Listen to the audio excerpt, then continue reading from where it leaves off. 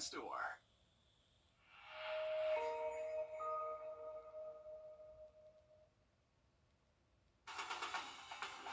Live from Augusta, you're watching News 12 at 6 o'clock. Tonight, a local animal shelter emerges from behind locked and chained gates, and it's already full before it even officially opens up.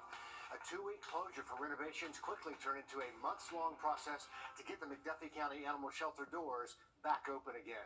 Despite setbacks and allegations of animal abuse and neglect, investigators cleared the shelter of most wrongdoing, but did find some paperwork issues there. Nick Veland caught up with the new director ahead of the opening on Monday to explain what the process looks like. Animals back in the McDuffie County Animal Shelter as the county moves forward for the best interest of the animals. It's a relief. I'm really looking forward to just saying, here's the gates are open, y'all come in, come see what we've got. Bears, dogs, cats, and more. 24 total at capacity already before they even open. Director Michaela McLean took over in July and has been working hard to open these doors to the public next week. It was kind of bare bones at the time. We had to get some new equipment and reinstall some old equipment, get our some of our other stuff up to snuff, get ready for our inspection. The shelter passed the Department of Agriculture inspection last week. She has vets on board. New policies in place, she says, to take this shelter to the next level, giving the green light to open after a year of being closed when allegations came to light of, quote, extreme animal cruelty and paperwork abnormalities, which kept the shelter closed after a scheduled 2-week renovation project. But now, doors opening back up has McLean bringing animal services back to McDuffie County. All I can say is I wasn't here when that happened. No one that was connected to any of the allegations has anything to do with the shelter anymore, and we are moving forward with complete transparency. An open book with big goals. Try to help control some of the stray population in the county. We do eventually want to get to where we can help some of our neighboring counties. And she has high hopes for the start. Just getting everything ready to say, here we go, here's our shelter. And moving forward, the shelter has expanded its hours and will be open next week. And we'll have all that information on our website. And McDuffie County, Nick Veland, on your side. And it's good to see them back in business. You can check their Facebook page for adoption updates, appointment information, and more. To weather now and a live look at Riverwatch Parkway and I-20 as we check in with First Alert Chief Meteorologist Riley Hale. Riley, look. Here, just about 10 minutes. We're getting new details from Aiken County investigators about how this man allegedly stole a police car there. Kevin Kirkland facing new charges for the incident, like driving under the license suspension, grand larceny, as well as escape. Newly released incident report says while Kirkland was put in the back of that patrol car under suspicion of drugs, he was somehow able to get his cuffed hands from behind his back in front of him. Kirkland climbed through the gate in front of the car and took off. A high-speed chase followed, eventually coming to an end after a pit maneuver by other police officers chasing him. A second suspect behind bars tonight after a deadly armed robbery back in September. The Richmond County Sheriff's Office says 20-year-old Kentrell Allen is charged with murder and armed robbery. He joins 21-year-old Travion Wade, who's also charged with murder for the death of Dwayne Anthony Tillman.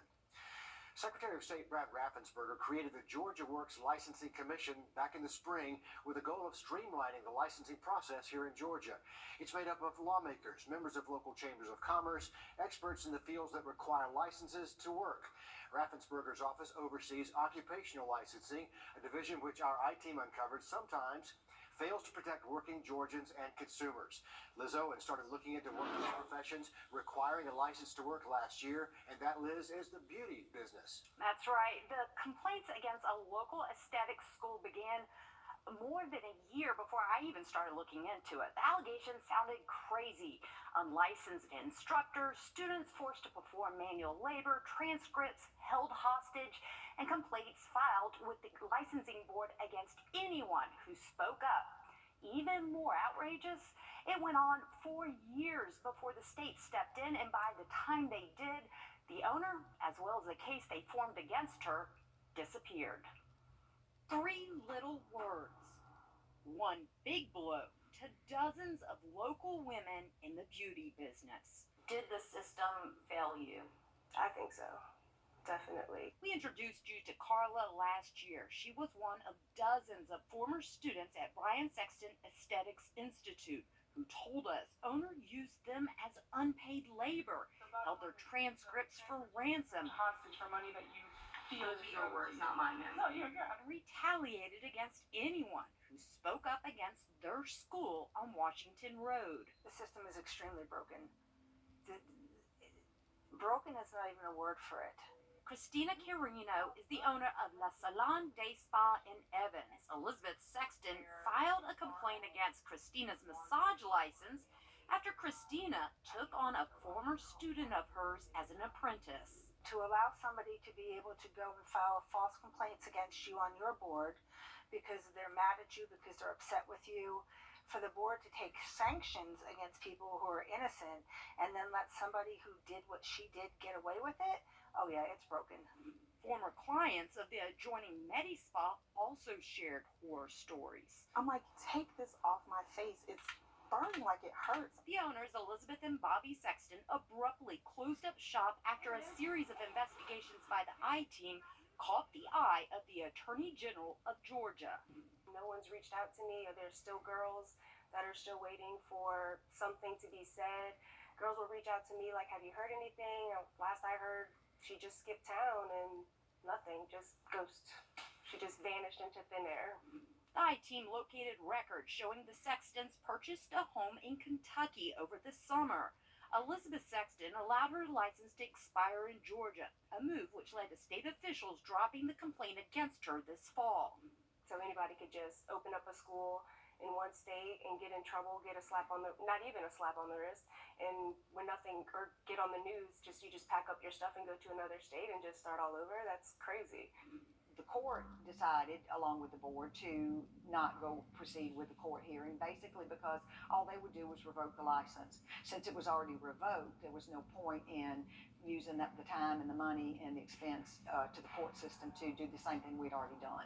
Kay Kendrick doesn't just do hair. She also chairs the Georgia Cosmetology and Barbers Licensing Board. Tens of thousands of dollars by dozens of students. There was, complaints that were made, and then she filed false complaints against those people who made complaints, tied up their licenses. It seems almost criminal to me. Why can't something more be done? The problem is we don't have prosecuting authority, number one, and all we can govern are the licenses.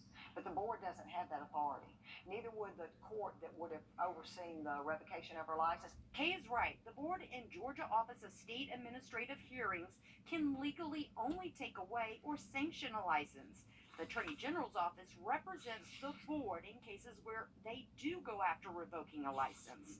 Would they not look at something like this and all the evidence and be like, all right, this is more than just an administrative court stuff. Let me finish my job with the board, but we need to go after criminal charges. Somebody would have had to have filed criminal charge files. So they would have had to file that complaint in another venue through the county, the state, as a criminal charge, not as a licensing charge. But the I-Team found students did call the Columbia County Sheriff's Office. 9 months and paid all the money and everything. And so at the end, we had a whole graduation. The lady told me and another girl that she sent in our paperwork to state board. And come to find out, she wasn't even certified to be teaching. So she couldn't send our paperwork in. And we've already paid this lady like $10,000 to $12,000. And she blocked me on everything, and I can't get in contact with her. The sheriff's office said it was a civil matter. What little power the board does have to investigate complaints is further hindered by the lack of resources from the state. We have 12 inspectors, and they cover the whole state of Georgia. And they also cover the used cars and the funeral homes. So no, we do not have enough inspectors. That's right, 12 inspectors policing more than 754,000 active cosmetology licenses throughout the state, plus all of Georgia's used car lots and funeral homes. If you feel like you can't even get justice from this, what can you possibly do? It's like your hands are tied. And bound by a broken system. So I did email the Attorney General's office and asked if they ever determine a licensing case, whether or not it's criminal. This is what they emailed me back. The determination to refer a case to criminal proceedings is made by the investigative entity, not our office. Well, that is the Board of Cosmetology, but like they told us, they don't have the power to do that. So far, Georgia Works Commission has not addressed these kinds of problems or the problem with too few inspectors. Sounds like you've run into a lot of red tape there, Liz. Thanks for digging into that and following this story for us. Still to come here on News 12, a family facing a rare diagnosis decades ago is sharing their story of survival after overcoming a rare infection. And we will see morning temperatures all the way down into the 40s by this weekend. The coolest air of the season is on the horizon. We'll have a look at it just after the break. Time and temp brought Today. Okay, do you have any dinner plans? We are live right now at the Fall Greek Fest near downtown Augusta. Starting tonight, running right through Sunday, you can get your hands on some of that delicious Greek food while you support our friends over at the Holy Trinity Greek Orthodox Church there. There's baklava, there's feta fries, there's gyros, there's more. Tonight's event ends at 9 o'clock, but it picks right back up in the morning. And Riley, I've known you a long time. Normally, don't you volunteer to do weather live at events that feature food like that? I missed a great opportunity out there tonight because the weather's great to be outside. We definitely could have done the weather out there at the Greek Fest, and I definitely missing out. I hope when I get a Euro out there tonight. But beautiful conditions if you're heading to downtown. Luckily, the weather stays weather through the weekend, but we are looking at our next good chance for rain by next Thursday. Thank you, Riley. It's been almost 3 months now since Thompson High School student Megan Ebenroth died. She had a rare amoeba infection of the brain. Rare, but the CDC says it carries a very high death rate, right around 97%. A story of survival, also rare until now. As Hallie Turner explains, Megan's story brought back memories for the Hare family. They faced the same diagnosis decades ago in the same town, and their son survived. He doesn't remember what life was like before the age of 9, but Marianne Hare says her son's flu-like symptoms became a death sentence. They came to me 3 times on one of the first night and said, Miss Hare, just go ahead and accept you've got 2 children. Jamie will not make it. You don't have that right. We only have the Lord to has that right. Test after test, a fever reaching 105, and 3 medications later, there were no answers. So Marianne hit her knees. I prayed. Prayed, Lord, this, you can't take it from me now. Jamie had defied all odds when he was born premature, and Marianne knew this time was no different. He got medicine from the doctor and was taking it, but the next morning he was sicker. He started getting a stiff neck. After tracing steps back to a water trough Jamie was playing in, emotional. It touched my heart and stuff. A spinal tap revealed he had a brain-eating amoeba called Naegleria fowleri. Because rough life I had, and now meeting and stuff. It was the 80s. Articles show there had only been 1 survivor so far. According to the CDC, there have only been 3 more since. After 10 days in AU Medical, they weren't sure of how Jamie would be affected, but he continues to prove doctors wrong. The high school education, that college thing, what Mama talking about, that Bobby college. Other than his speech being a little shaky, Jamie says he can still do a lot. Basically, to have Mama around here, a friend of ours, to have my brother. Marianne says she thanks God each day for her blessing. He's my miracle child. He really is. In Thompson, Hallie Turner on your side. And the Hare family wants to continue reminding everyone about the dangers of this infection. Even though it's rare, they hope they can continue spreading awareness through their story. We appreciate them doing that. Still to come, they're on a mission to help people get things done around the house they can't afford to do themselves. We'll tell you how it works next on News 12. First Alert 222. From fixing roofs to remodeling bathrooms, a group called BRIC, that's Building Restoration in Christ's Kingdom, is a local mission group going around in Aiken, helping homeowners restore their properties. Sydney Hood stopped by a house the group is working on now to find out more.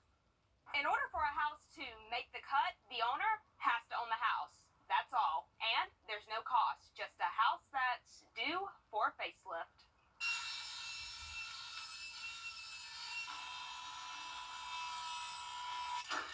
120 volunteers, 12 houses, 1 week. Each day is a different building block. What we want to offer is a leg up for those people that are working and trying and just struggling to make ends meet. People like Sam Chief. I can't believe it. It's been so many years. needed to be done. And Donna Gardner. Unbelievable. Just I really do not have words. Sometimes a hug is all it takes. I was praying and I was saying, Lord, I need help, with fixing the house because I didn't have anybody. And a month later, they were in the yard. The answer to a prayer.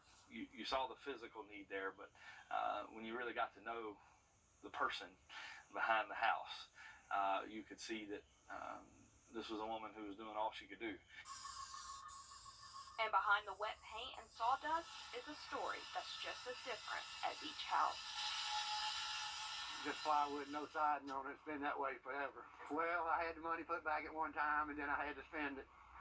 I had to retire last year because of my shaking. I used to paint, and you can't hold a paintbrush now. It just was like one thing after the next. So it was big jobs that I had no way of doing it on my own. Just made me know that the Lord heard me. They're done working for the day, but tomorrow morning they'll be back out here on the job. And so far, from the looks of it, I'd say they nailed it. In Aiken County, Sydney Hood, on your side.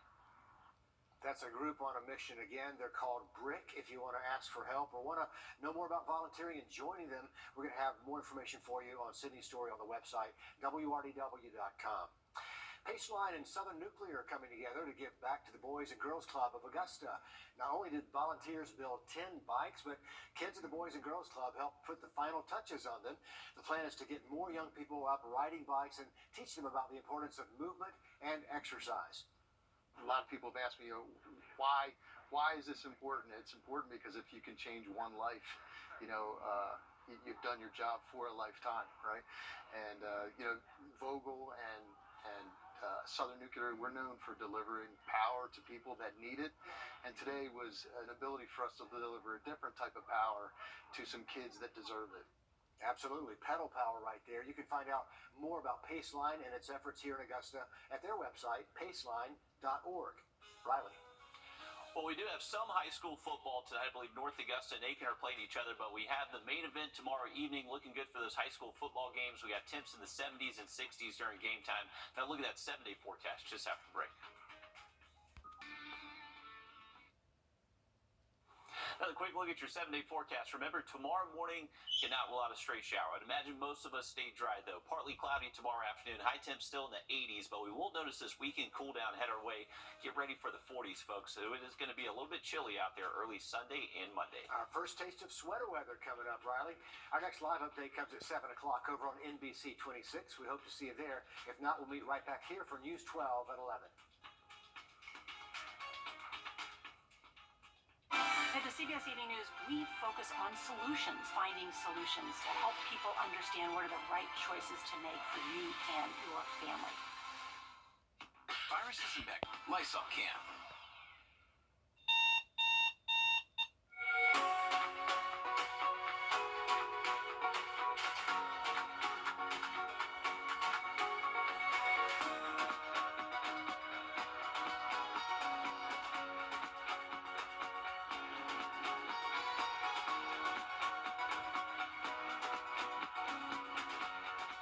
Wesley Woods of Augusta, St. John Towers. Make us your home, and we'll make your day every day.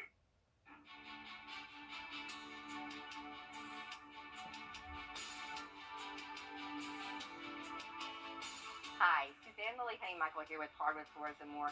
Welcome to our showroom located on Washington Road in Evans. We look forward to seeing you so you can discover for yourself everything we have to offer.